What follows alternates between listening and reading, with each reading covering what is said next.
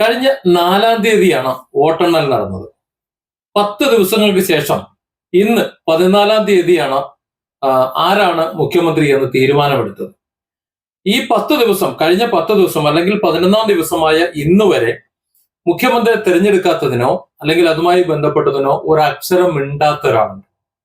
ശരിക്ക് മിണ്ടേണ്ട ആള് തന്നെയാണ്, പക്ഷെ ഒരക്ഷരം മിണ്ടിയിട്ടില്ല. ആള് KC വേണുഗോപാൽ മുഖ്യമന്ത്രി ആകണം എന്നതായിരുന്നു അദ്ദേഹത്തിന്റെ ആഗ്രഹം, പക്ഷെ നടന്നില്ല. ഇപ്പോ VD സതീശന് സപ്പോർട്ട് ചെയ്തുകൊണ്ട് ഒരു ഫേസ്ബുക്ക് പോസ്റ്റുമായിട്ട് വന്നിട്ടുണ്ട്. ആളുടെ പേര് രാഹുൽ മാങ്കൂട്ടത്തിൽ എന്നാണ്. കഴിഞ്ഞ 4-ാം തീയതി അദ്ദേഹം ഒരു പോസ്റ്റ് ഇട്ടിരുന്നു. 4-ാം തീയതി ഇടതുപക്ഷത്തിന്റെ ഭരണം അവസാനിപ്പിച്ച ശേഷം വളരെ ശ്രദ്ധേയമായ ഒരു പോസ്റ്റ്. അതായത് വീട്ടിൽ പോയി ചോദിക്കാൻ പറഞ്ഞവനോട് വീട്ടിൽ പോയി ഇരിക്കാൻ പറഞ്ഞു ജനങ്ങൾ. ഓ മോനെ വിജയ എന്നല്ല, ഇറങ്ങിപ്പോ വിജയ എന്ന്. ഈ പോസ്റ്റ് അന്ന് സോഷ്യൽ മീഡിയയിൽ കുറെ ആൾക്കാർ ചർച്ച നടത്തിയിരുന്നു. ചിലരൊക്കെ സംബന്ധിച്ചിട്ട് വീഡിയോ ചെയ്തിരുന്നു, അങ്ങനെ പല കാര്യങ്ങളും ചെയ്തിരുന്നു. പക്ഷെ അതിനുശേഷം കഴിഞ്ഞ 10 ദിവസമായി മുഖ്യമന്ത്രി ആകാത്തതിനെ കുറിച്ച് ഒരു അഭിപ്രായം പറഞ്ഞില്ല. മുഖ്യമന്ത്രി കോൺഗ്രസിൽ നിന്നുണ്ടാകാത്തതിനെ കുറിച്ച്. ഒരു പക്ഷെ ഞാനൊരു കോൺഗ്രസ്സുകാരനല്ല, കോൺഗ്രസിൽ മെമ്പർഷിപ്പ് ഇല്ല എന്നൊക്കെ രാഹുൽ മാങ്കൂട്ടത്തിന് പറയാം.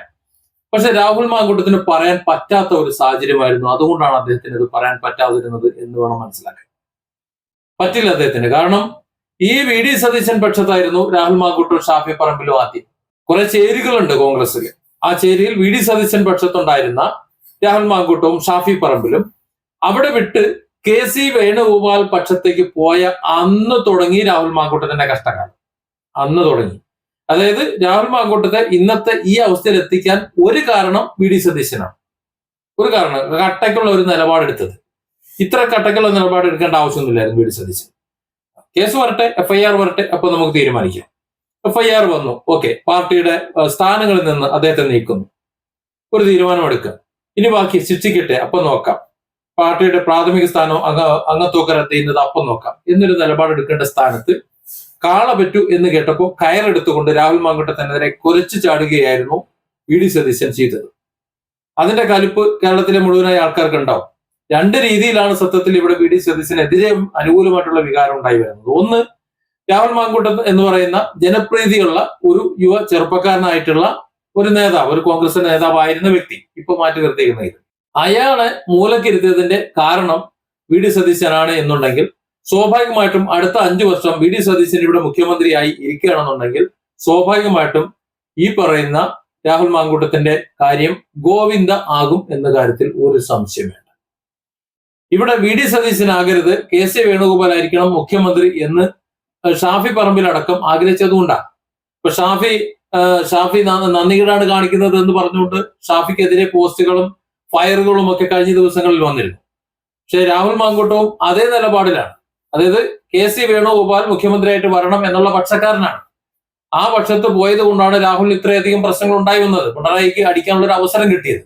താൻ VD സതീശനെതിരാണ്, KC വേണുഗോപാലാണ് മുഖ്യമന്ത്രിയായി വരേണ്ടത്, തനിക്ക് ആഗ്രഹമുണ്ട് എന്ന് പറയാൻ പറ്റാത്ത ഒരവസ്ഥയിലായി പോയി രാഹുൽ മാങ്കൂട്ടത്തിൽ എന്നതുകൊണ്ടാണ് അയാൾ പറയുന്നത്.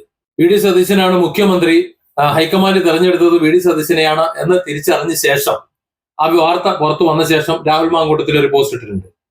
കഴിഞ്ഞ 10 വർഷക്കാലമായി നമ്മൾ പ്രതിപക്ഷത്തിന്റെ കഠിനമായ രാഷ്ട്രീയ പോരാട്ടങ്ങളിലൂടെ കടന്നുപോയവരാണ്.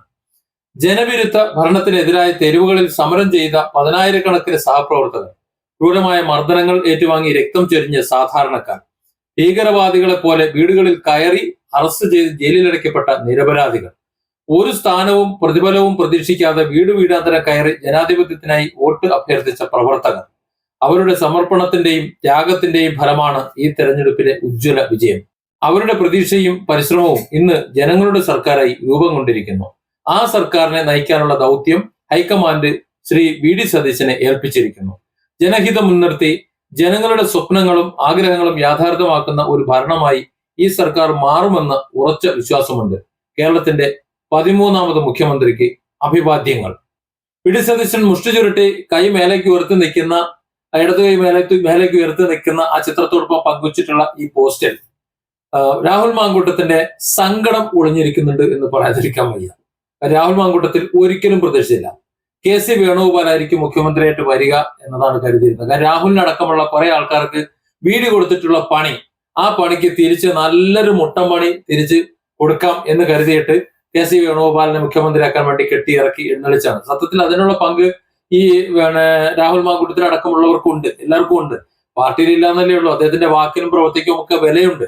അതുകൊണ്ടാണ് പിണറായി സർക്കാരിനെ താഴെ ഇറക്കാൻ വേണ്ടി തെരഞ്ഞെടുപ്പ് വോട്ടെടുപ്പിന് തൊട്ടു മുമ്പ് രാഹുൽ മാങ്കൂട്ടത്തിൽ കൃത്യമായി ഇടവേളകളിൽ വീഡിയോകൾ ചെയ്തിരുന്നത്. നമുക്ക് എല്ലാവർക്കും അറിയാതെ. ഇവിടെ രണ്ട് രീതിയിലാണ് തെരഞ്ഞെടുപ്പിൽ ഇതെല്ലാം പ്രതിഫലിച്ചത്. രാഹുൽ മാങ്കൂട്ടം എന്ന ചെറുപ്പക്കാരനെ ഒറ്റപ്പെടുത്തുന്നതിൽ പിണറായിസത്തോടും അല്ലെങ്കിൽ പിണറായി വിജയന്റെ നടപടിയോടും മറ്റുള്ളവർക്കും ഒക്കെ ജനങ്ങൾക്ക് എതിർപ്പുണ്ടെന്നുള്ളൊരു പൊതുവായിട്ടുള്ള ഒരു കാര്യമായിരുന്നു. ആ പൊതുവായിട്ടുള്ള കാര്യത്തിന് പുറമെ VD സതീശൻ ഇതിനൊരു ഭംഗമാക്കുന്നതിനുള്ള ഒരു ദേഷ്യം VD സതീശനോട് ഉണ്ടായിരുന്നു.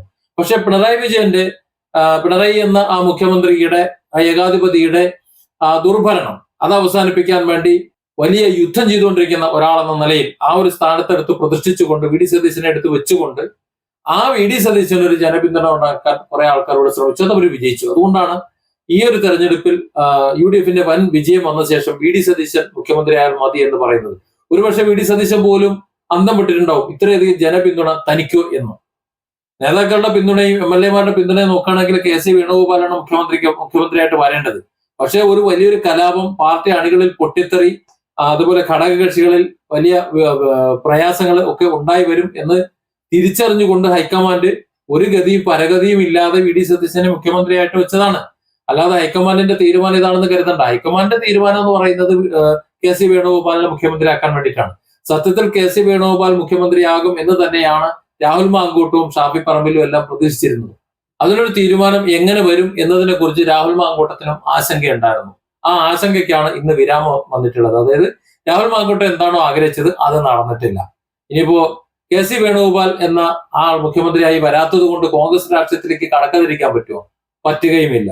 10 വർഷത്തിന് ശേഷം UDFന് ഒരു ഉജ്ജ്വല വിജയം കിട്ടുമ്പോൾ ആ വിജയത്തിൽ VD സതീശനാണ് മുഖ്യമന്ത്രിയായി വന്നത് എന്ന് മനസ്സിലാവുമ്പോൾ ഒരു കോൺഗ്രസ് അനുഭാവി അല്ലെങ്കിൽ ഒരു കോൺഗ്രസിന്റെ പ്രവർത്തകൻ എന്ന നിലയിൽ രാഹുൽ മാങ്കൂട്ടത്തിന് വേറെ നിവൃത്തിയില്ല, ഇത്തരത്തിലൊരു പോസ്റ്റ് ഇട്ടേ പറ്റൂ. അതുകൊണ്ട് മാത്രമാണ് ഇത്തരത്തിലൊരു പോസ്റ്റ് ഇട്ടത്. സത്യത്തിൽ രാഹുൽ മാങ്കൂട്ടം ആഗ്രഹിച്ചിരുന്നത് KC വേണുഗോപാൽ മുഖ്യമന്ത്രിയാകാൻ തന്നെയാണ്.